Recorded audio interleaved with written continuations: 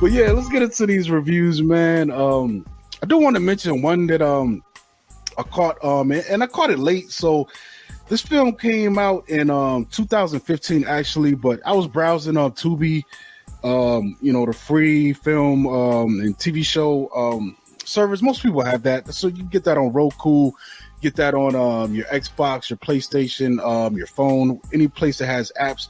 But also I found out this program is also on Vudu as well for free. So I watched Smoke and Morrors, the story of Tom Savini. And if you know anything about horror specifically, he's just a maestro of special effects and creature design. He came out of Pittsburgh. I believe he got his start with a George Romero production.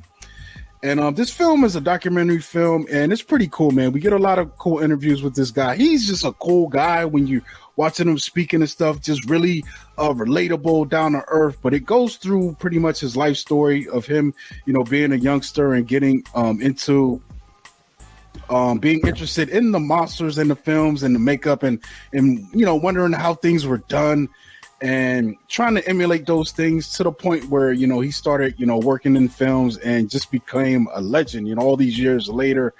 And it's cool, man. It goes through all that. We get interviews with a lot of people that worked with him, a lot of directors, a lot of friends and family, they're giving insights on him.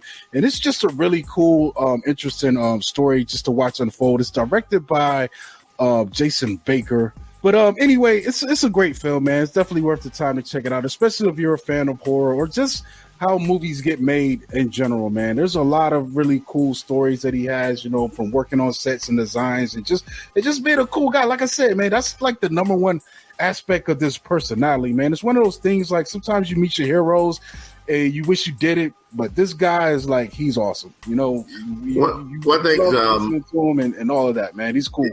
Yeah, a friend of ours, Jeremy Slagoff or Jeremy San Giacomo, actually met Tom Savini in person, had a cigarette with him at a convention in Tampa. To me, that's like one of the coolest things that, you could probably do, meet somebody like that. And he just had a regular conversation with him. Mm-hmm. I would probably lose my shit asking him about how was it playing Sex Machine and From Dusk Till Dawn. Because he was crazy, man. Yeah, he was nuts. One of my favorite roles with him was Machete. Wasn't he the guy they sent after Machete, and he was doing all these crazy working out, like getting ready, and like then they were doing that funny thing where like he was doing like 2-finger push-ups, but it was so fake, and then he did like the little raise up, and they reversed it to make. I'm like, no, you can't do that. Yeah, it was cool, man. Yeah, he's also it seems like Robert Rodriguez doesn't mind putting him in a film because he's in Planet Terror also.